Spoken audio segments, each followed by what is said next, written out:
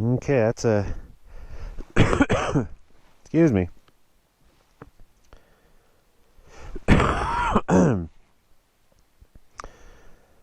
Start of 2023. I think I had COVID again, just like a year ago. I didn't even bother testing. But I don't see any. That's the other reason I've been riding, because I was not feeling good the last week. Alright. No coolant dripping out. Temperature is looking alright. Okay. I was also testing the snow just to see if I could walk on it, because I didn't bring my snowshoes. When I'm out solo, usually I have snowshoes, but it looks like it is a day I can walk out of here if something goes wrong. Wow, those trees are moving. I thought the wind was settling down.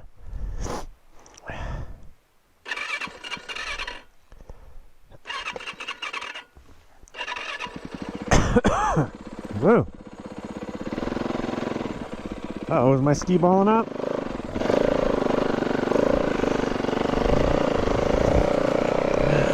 Okay.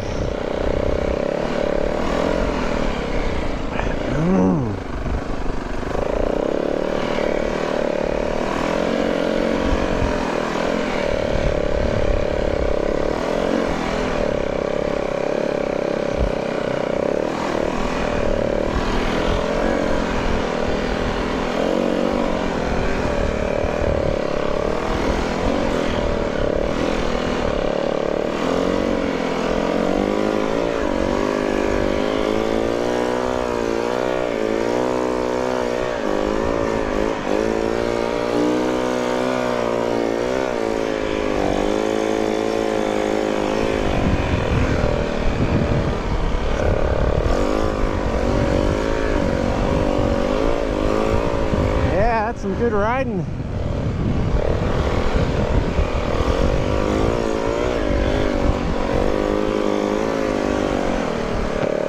A lot of features still poking up.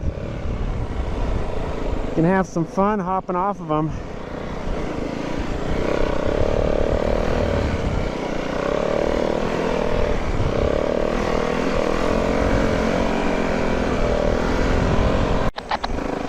I just turned the camera off and I heard that call for a camp trailer on fire somewhere out on the highway.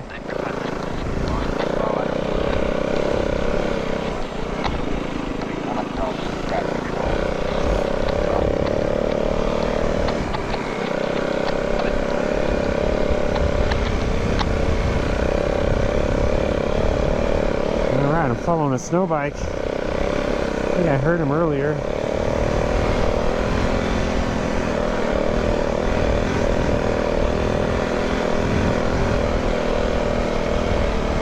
Okay, here comes the most dangerous part of the day, crossing this highway.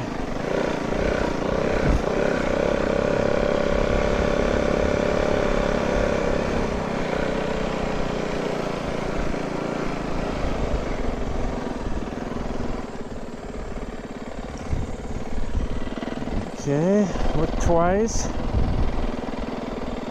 Easy on the throttle. Yeah. Okay, right here is where they did the thinning. Definitely help things out here.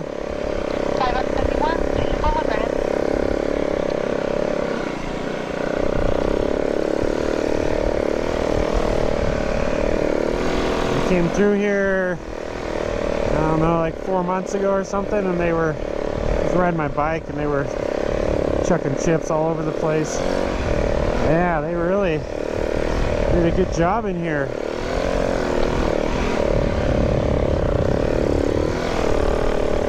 So much different.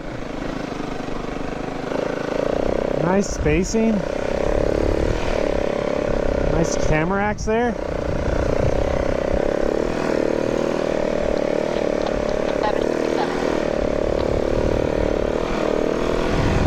So pristine in here, no tracks. Did I cross into the no-go zone? That usually doesn't stop anyone.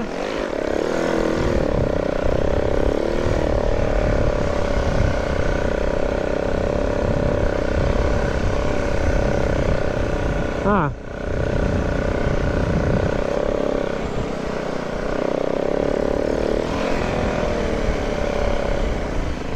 Yes, well done.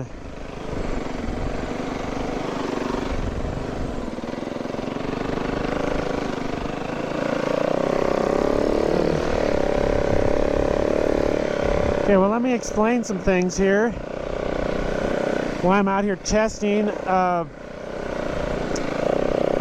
So the radiator cap, I suspected was the culprit, because that happened to me several years ago. Kind of like lost pressure or the seal or something, and my bike would just like overheat and spill out stuff. And then when I put a new radiator cap on, it solved it for years. And then it started doing it again beginning of this season. And oh, I know this road. Tank trap right there.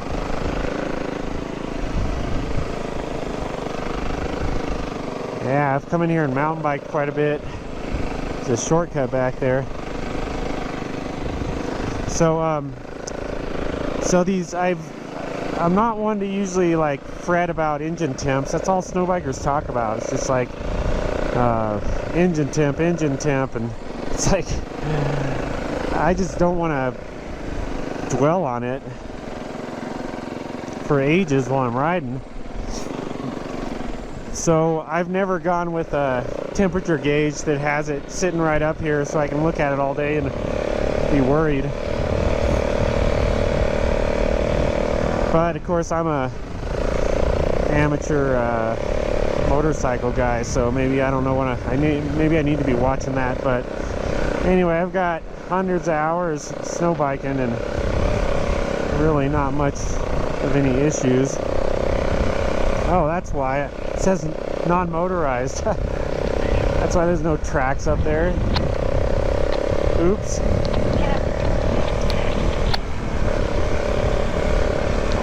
I wasn't too far into there.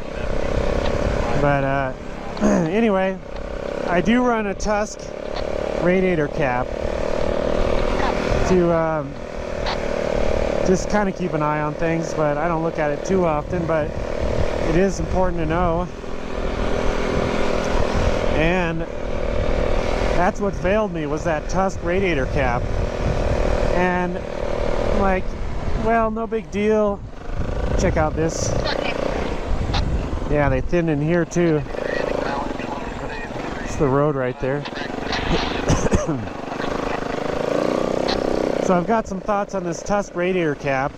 It used to be cheap, but then I saw it in the shop for like 60 bucks or something. I'm like, wow, that's the most overpriced piece of garbage.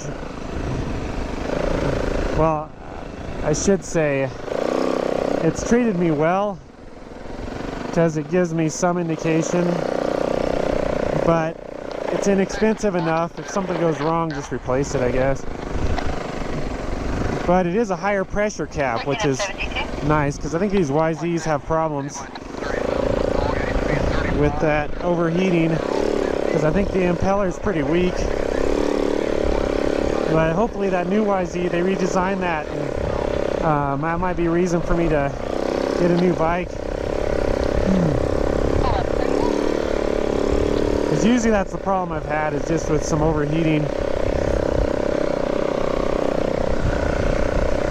But I'm not one that usually has had to do a lot with throwing snow on my bike. And oh, they thinned out in here too. Sweet. Sweet. Now this part I'm legal. Ah, yes, this used to be so thick.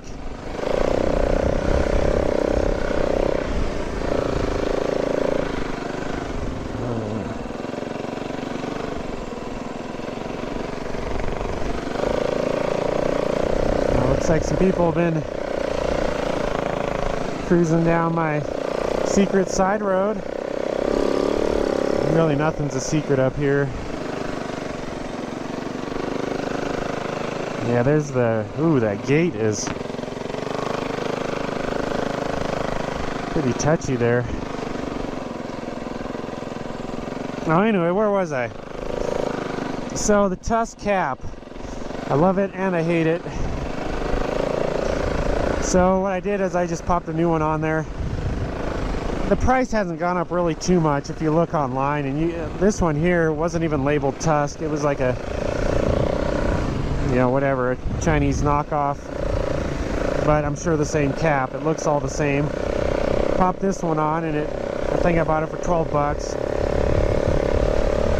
Things seem to be working just fine now.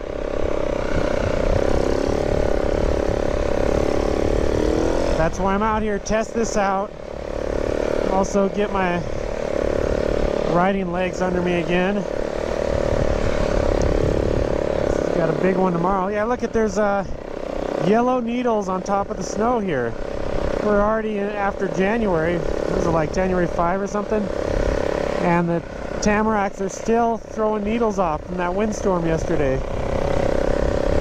I don't know. So tamarack is also known as the, well, it is a western larch, and it's like a, you know what you call it, a deciduous tree, but it is a conifer. Around here they call them tamaracks usually, but that's not the correct name for them. There's a bunch of them right there, some nice big tall ones. And the weird thing this season, I started noticing, usually they throw all their needles in October.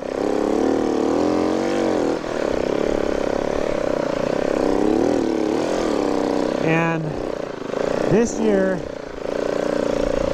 whoa, can I make it? For some reason this year they were holding on to them forever.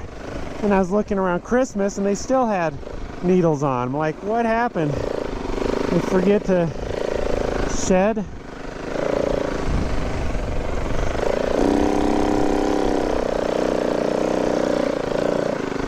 And sure enough, there's still a lot of them with having needles. It's kind of interesting look to have nice white snow with yellow needles on them. Ooh, really letting it lug down. Trying to get this bike heated up.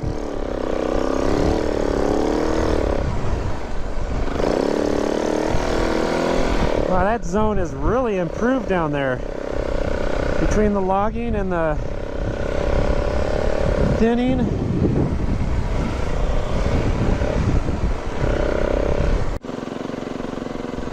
Well, the upside of what's been going on lately is there's been so much wind. It's distributed the snow all over the place, including under the trees, which are usually a little bit, you know, like tree wells and thinner than everywhere else, but it just has blown it all and created a nice base for future storms. No tree wells in here. It hasn't had, there's been some melt off, but it hasn't really opened up like tree wells, spring-like style. Definitely some type of rain layer in here though. It's feeling a little chunkier than the other side. Yeah, there's some type of melt freeze, something going on. I'm feeling it.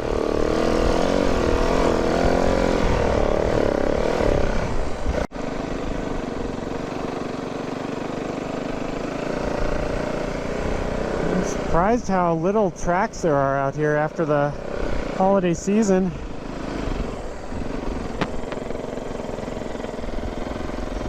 Yeah, this is one of those places you don't want to drop off. There's a highway down there. Don't see any trailers on fire.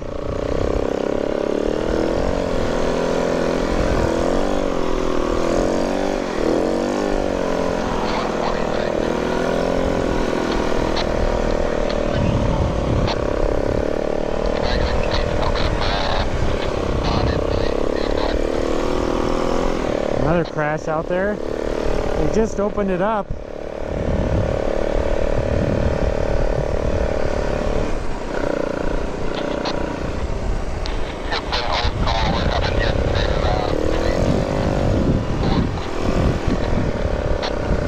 Really not too bad at all out here.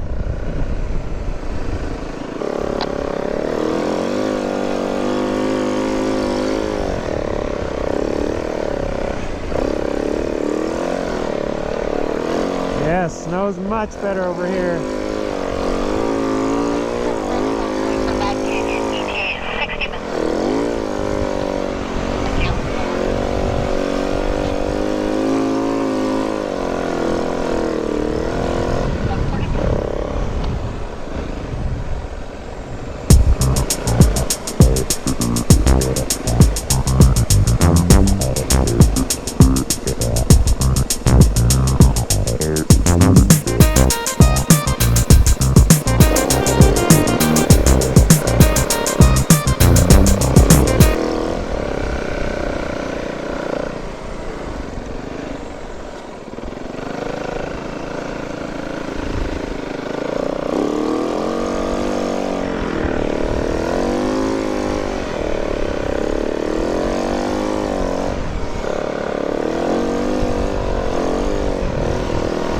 Yes, it's great snowbiking conditions right now.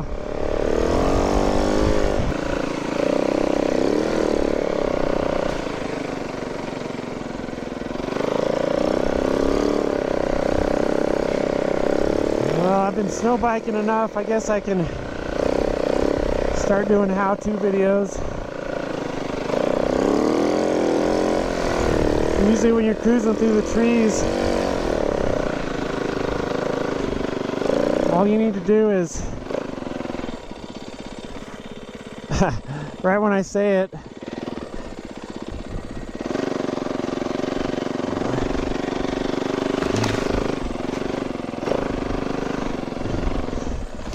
usually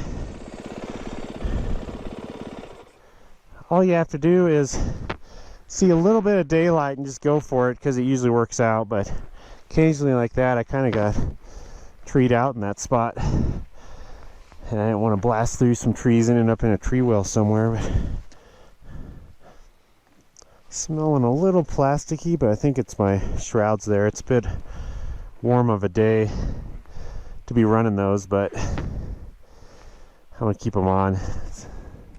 I usually pull them off in the spring. Okay, I'm adding some yellow to the yellow leaves on the, trying to paint my own picture to complement the tamaracks. This one's just a straight dead tree here.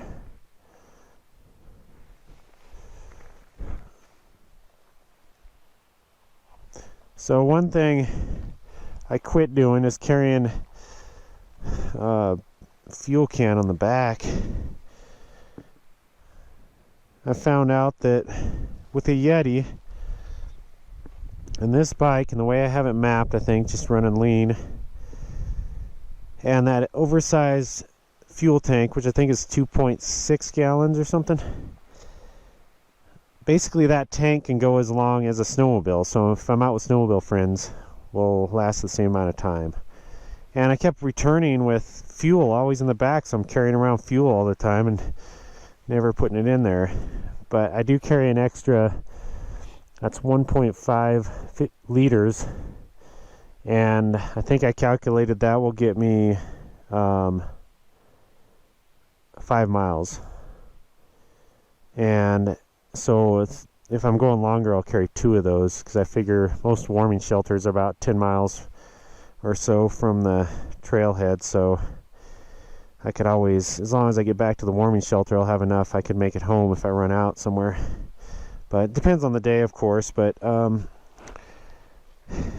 yeah, the conditions like this go forever on a tank of gas. So I just quit. That's why I just use that area for storage.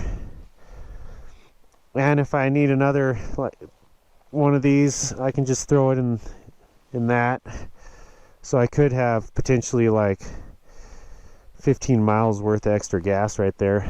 And trying to think, the tank itself usually gets me around 40 miles of riding, if I remember right, but of course it depends on conditions. But it's pretty efficient, keep it a lot lighter, not carrying around all that extra fuel.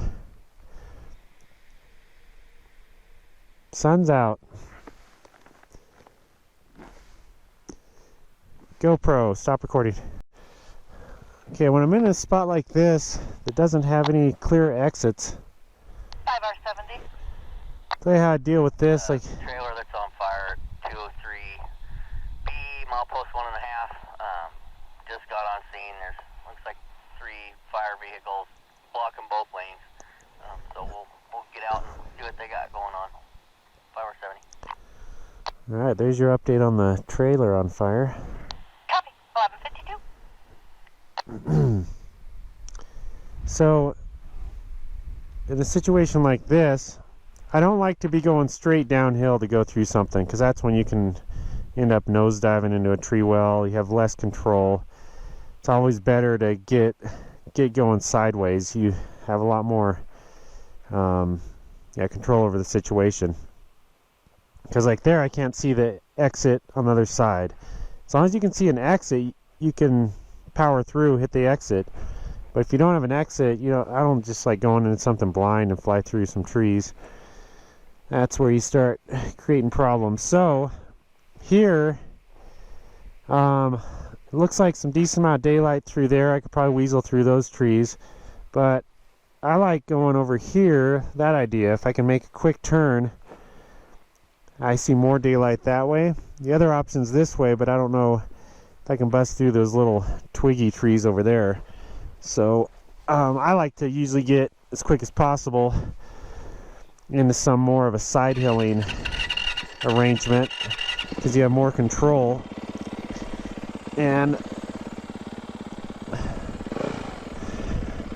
I like to look over there. So look at all these tamaracks. All right, I made that turn.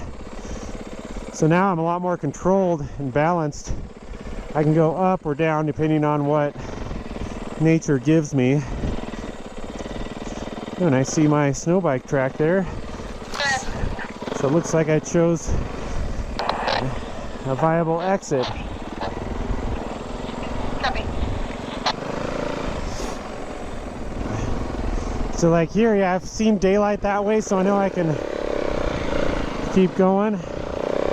So I'm just always kind of spotting the exit, but light at the end of the tunnel kind of thing, and usually it works out.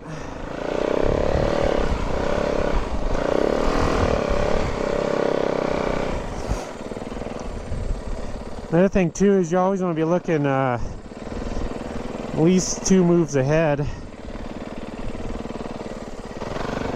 Like once you get around this tree, what was the next thing? So I'd already spotted an exit down here before I'd made that other maneuver back there.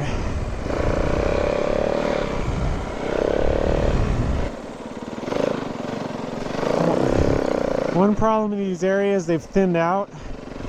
When you got these less mature pine trees, they've got a lot of limbage hanging out that's just kind of like a bitch slap zone.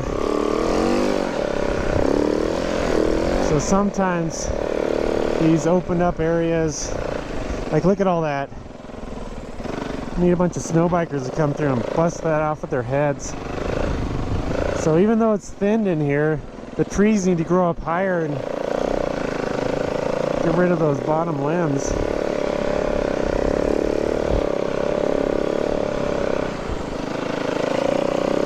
Poke an eye out with this stuff.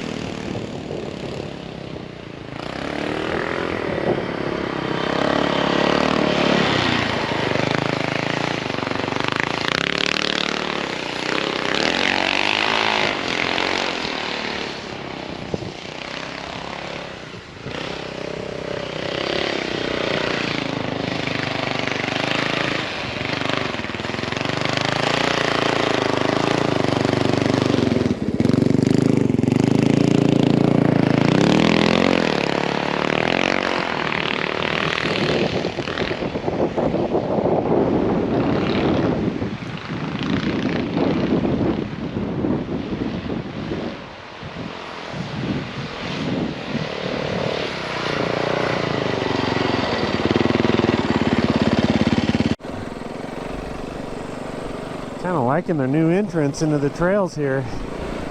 Ever since the Nordic Club started putting that shipping container. Doesn't look like the snowbikers are back.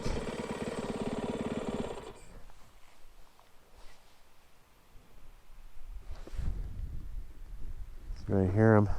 Fire department on scene. We do have a lane and a half open. Fire department still on scene, just kind of cleaning up and mopping up. But we do have a lane open at this time. 13M6. Is there any state damage? Negative. It's kind of back in a little pull-out spot, but the actual fire and trailer is not on ODOT property. Copy, 1220. Okay. Sounds like that's the end of that trailer incident.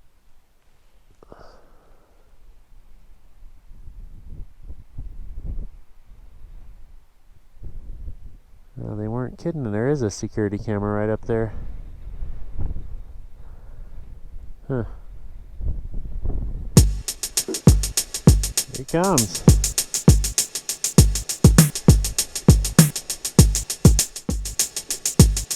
Oh, there are two of them.